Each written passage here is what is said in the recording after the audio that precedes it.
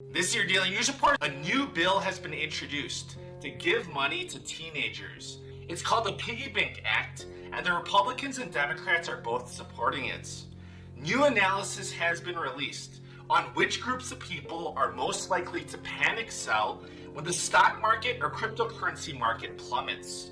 Try to guess who it is with the options of male, female, younger, older, with or without kids.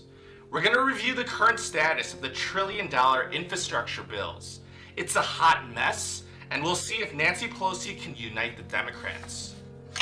According to the Petrol Retailers Association, 2/3 of gas stations in Britain have run out of fuel. In France, the French president got hit in the face by a hard-boiled egg. On Monday, Facebook said they're going to pause their work on Instagram for kids. This is your Tuesday news, and I hope you're having a very nice day. A new bill has been introduced by the Republicans and Democrats in the Senate to help high school students learn about financial literacy. The bill will give money to students. The bill is called the Piggy Bank Act, which is an abbreviation for the Program to Inspire Growth and Guarantee Youth Budgeting Advice and Necessary Knowledge. The bill was introduced by Democratic Senator Gary Peters and Republican Senator Cynthia Lummis. If the bill passes, high school students would receive $300 to start and then up to $25 per month. The program would require students to take financial literacy classes. Senator Peters said, "This bipartisan bill will provide students with an innovative experience and the tools they need to plan for the future. Students will be able to withdraw their money a year after graduating high school to pay for education, start a business, buy a house, medical expenses, and more." The politicians supporting the bill said this legislation boosts financial literacy among young Americans by giving them a chance to practice what they learn. In the stock market or the cryptocurrency markets, when the market starts selling fast, people panic and sell. This is known as panic selling. According to an analysis from MIT, the people most likely to panic sell are married men with children and men over 45 years old. The study only analyzed who was most vulnerable to this emotional selling, but research was not conducted on why these groups of people were more susceptible to panic selling. Amanda Clayman, a financial therapist, said, "These people are trying to protect themselves, and these groups of people are more likely to have emotional overreactions." Clayman says, "Humans have built-in survival instincts of fight or flight, and it's challenging to avoid the sell button when the market starts to plummet." Clayman says, "We are not very accurate at assessing our actual threat response. Most of us freak out way more than we think. If you consider yourself susceptible to emotional selling, it is recommended that you create a system of checks and balances, such as calling a peer or partner to see if a decision sounds rational or irrational." In political news, we're going to review the status of the Physical Infrastructure Bill and the Human Infrastructure Bill. The Physical Infrastructure Bill is $1.2 trillion. The Democrats and Republicans already passed it in the Senate, but they're delaying the vote in the House of Representatives. The Human Infrastructure Bill, it's supposed to cost about $3.5 trillion. The progressive Democrats and moderate Democrats, they cannot agree on the cost of that bill. Now let me give you a status update and the key players. We're going to start in the Senate. Senator Bernie Sanders is writing up the Human Infrastructure Bill in the Senate. He wants it to cost a minimum of $3.5 trillion.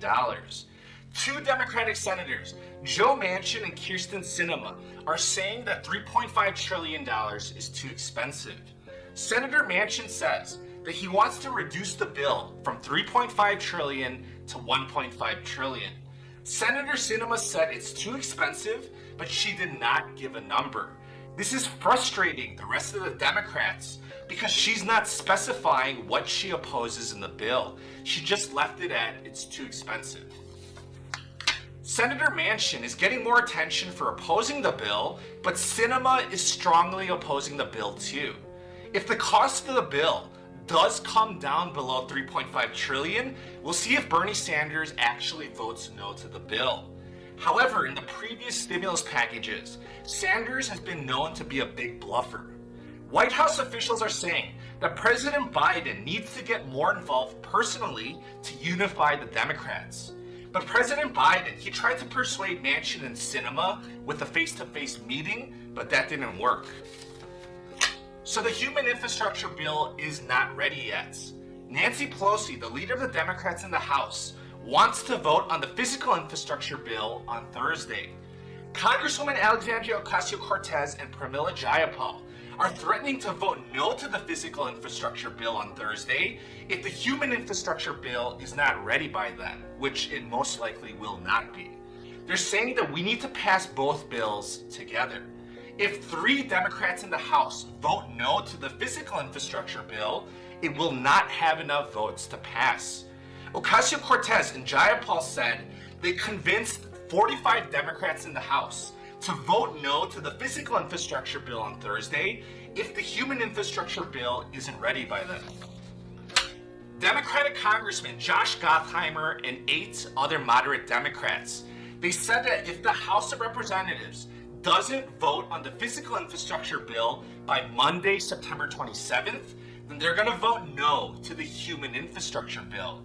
It looks like those 9 moderate Democrats were bluffing because the Monday deadline to vote on the physical infrastructure bill passed, and they're not saying that they're going to vote no to the human infrastructure bill.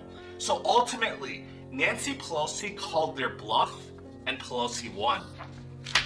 In the House of Representatives, New York Democrat Tom Suozzi says he's going to vote no to the human infrastructure bill if it doesn't have tax cuts for the wealthy, which is in reference to the SALT deduction. Suozzi says the tax cuts need to be in there, otherwise it's a deal breaker. But progressive Democrats in the House are saying that this is a giveaway to the rich, and the Democratic Party should not be giving tax cuts to the wealthy. Alexandria Ocasio-Cortez, her exact quote was, "This is a giveaway to the rich. This is a gift to billionaires." So we have all this infighting between the Democrats. The Democrats are hoping that Nancy Pelosi can pull her party together and pass both bills. So I'll keep you updated on how everything develops. In international news, about 66% of gas stations in Britain have run out of gas.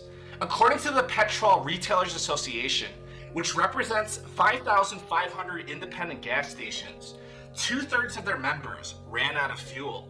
The gasoline shortage is being caused by a shortage of truck drivers to ship gasoline to the gas stations. People are waiting for hours to fill up their cars. Vehicles are forming lines that are so long that it's spilling into the roads, causing traffic jams. The situation is so bad, the government is making preparations to deploy the military to help out with the situation. The government announced that they're going to issue 5,000 emergency visas to foreign truck drivers to help transport gasoline. The government is asking people not to panic buy gasoline. If you remember, about 3 months ago, the French president was slapped in the face. Yesterday, a protester hit the French president in the face with an egg. It was a direct hit. The projectile hit the president on the left cheek. Fortunately for the president, the projectile was a hard-boiled egg and it did not splatter in his face. Unfortunately for the president, the projectile was a hard-boiled egg, so it probably hurt more than a raw egg.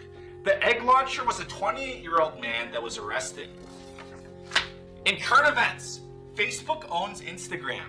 Facebook said on Monday they're going to pause their work on Instagram for Kids. Facebook's official statement was, "While we believe building Instagram for Kids is the right thing to do, Instagram and its parent company, Facebook, will reevaluate the project at a later date."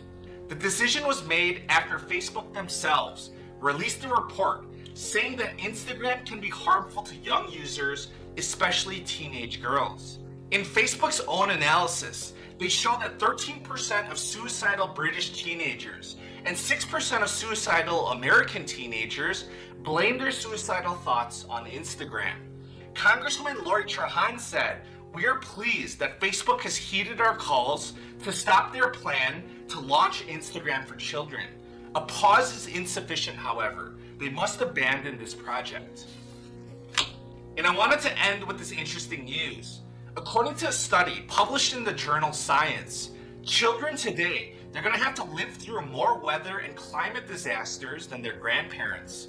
Researchers estimate that if a child is 7 years old today, that child will see, compared to someone born in 1960, 2 times more wildfires, 2 times more tropical cyclones, 3 times more river floods, 2.5 times more crop failures, 5 times more droughts, and 36 times more heat waves.